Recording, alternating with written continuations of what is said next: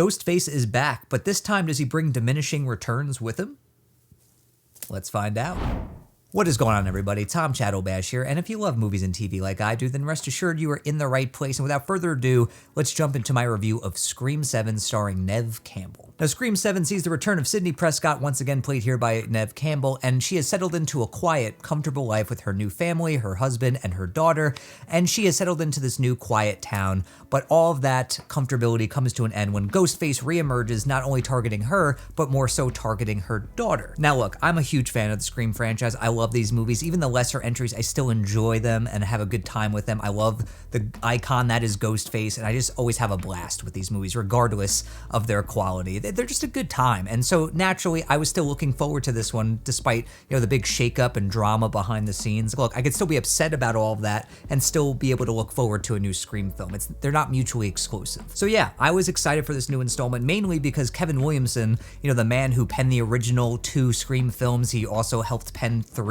and 4. He took a break in 5 and 6, but now he's back to not only help pen this entry, but to also jump behind the camera for the first time in the series to give us his first directed Scream film. And that was really exciting for me because if anyone can take the reins of this franchise and give it a unique flavor and flair, it's the man who helped bring this franchise to life all those years ago back in the 90s. Now, how is Scream 7? Let's put an end to the anticipation. How is this movie? Scream 7 is a very enjoyable, well-made horror film that I think fans of the franchise, I think they're gonna really enjoy it. But I do also think this movie is a frustrating mixed bag that can't quite stick the landing. Now, I will say the best part of this film, I think, is the vibe, tone, aesthetic that Kevin Williamson is able to bring to the table here. This is a film that feels very nostalgic, but also it still feels fresh enough where it doesn't feel like a retread, and I really appreciated that. After changing the setting to New York City in the last installment, which look, I appreciate the fact that the franchise was able to take a big swing, go to an entirely new location and bring Ghostface there. It just didn't quite work all that well for me. It didn't really feel like a Scream film. I mean, just seeing Ghostface hold up a shotgun just didn't feel quite right. So shifting this horror icon back to a small town setting, it just felt right. And it doesn't feel like a safe choice, it just feels like the right choice, if that makes sense. This is a film that looks and feels nostalgic, and I think it works wonders for the story because in the script that Williamson co-wrote here, there's a lot of nostalgia thrown in there, but there's also a lot of commentary about AI and emerging technology and how that can be scary and how that can lead to a lot of paranoia. And I actually really like the blend of the two in this script. And as for the set pieces and kills, I don't think fans are going to be disappointed. There's a lot of fun ones in here. There's a lot of great playful uses of lighting and blocking that I really enjoyed. I liked there was more anticipation to a lot of these kills or to these appearances of Ghostface. I liked that there was a little bit more craft going on this time around, and I enjoyed that. And there's definitely one kill in here that might be one of my favorites in the franchise so far. I got a huge reaction out of my audience, and it put a huge smile on my face. And you can tell Williamson, he knows how to strike the tone of the series. He knows this series, he knows the tone you need to balance here, and I think he does it pretty deftly for the most part. And Neve Campbell, she's great. I mean, unsurprisingly so. I mean, I don't think anyone was expecting a lackluster performance from her.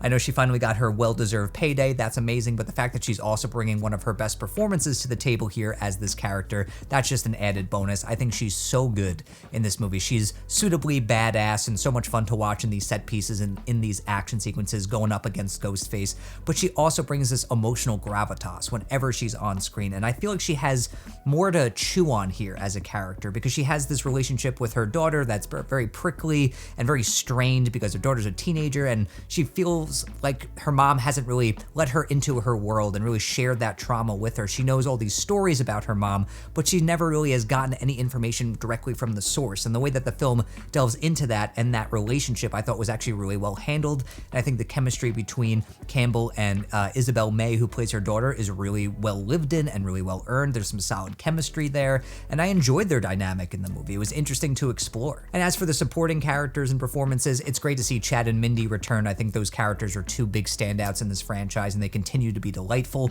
Courtney Cox, of course, is back here, and I actually think this might be one of my favorite performances of hers as the character, feeling that history between her and Sydney where there really isn't too much animosity between the two of them because they have each other's backs and they're always looking out for one another in some way, shape, or form. And their scenes together in this movie, they carry weight, and they're just, you feel that history there, and I really dug that. And of course, there's a whole bevy of new suspects and new characters that populate this movie. And I will say this movie has some of the more forgettable ones, where they don't really register much beyond being, high school caricatures. And something I think this movie does masterfully is play with your expectations as an audience member. The whole who is Ghostface game that we all play in our heads, as we're going through the film, is it just one Ghostface? Is it two Ghostfaces? Is it this person? Is it these people? That game is always so much fun to play when you're watching a Scream film, and having the history of the franchise lead into this new installment really works to its benefit, because we've seen every different kind of Ghostface essentially at this point, where we've seen it be the person who seems too obvious to be Ghostface. It's been the person that you don't expect at all. It's been a person that just kind of seems to come out of nowhere. This franchise has always done such a great job of playing with your expectations as a moviegoer, and I feel like the way that the movie kind of calls the audience out on that with its meta commentary, which is so on brand for this franchise, the way it does that throughout this film, especially through the characters of Chad and Mindy, who, really love to explain the rules of horror films and even kind of comment on the past films that we've seen, I just think is really great. Unfortunately, where this movie really falters is in its really bumpy third act that kind of goes off the rails a little bit, is a bit of a mess, and leads to, in my opinion, the most underwhelming reveal of who Ghostface is and why they've decided to take up the mantle and hunt down Sydney and her family. It is just weak sauce, and it pains me to say that, because honestly, if the film stuck the landing, if the reveal worked, if the motivation worked, I think this could have been one of the best Scream films. I still think it's very enjoyable, but that third act really kind of knocked it down a couple rungs for me and kind of left me thinking, oh, that could have been so much better. You put that in combination with some really weak supporting characters, some performances that are kind of okay at best, and you're left with a very big mixed bag of a Scream film. I don't think this movie's terrible, absolutely not. I think it's really well made. I still think it's a really fun Scream film with some really fun kills and set pieces. Williamson is really strong behind the camera. He nails the look, tone, and feel of the series, and he makes it feel fresh while also making it feel nostalgic. That stuff works, but then it also just kind of drops the ball in that third act, and it leaves you feeling really frustrated and really angry leaving the theater, because it could have been so much better and they could have stuck that landing, but they just couldn't quite do it. So in the end, I'm going to give Scream 7 3.5 out of 5 stars. I still had a lot of fun with this movie. I think there's going to be plenty here for Scream fans to really enjoy and relish and share with a big crowd, but I am very curious to see how they feel about the third act, the reveal of who Ghostface is, and some other things in the movie without spoiling anything here. Very curious to find all of that out. And when you do check it out this weekend, let me know in the comments what you think of Scream 7. Did you love it? Did you hate it? Do you think it's just okay? Where does it rank in the franchise for you? Let me know down below. And until next time, everybody, I'm Tom Chattelbash, YouTube's most reliable movie critic.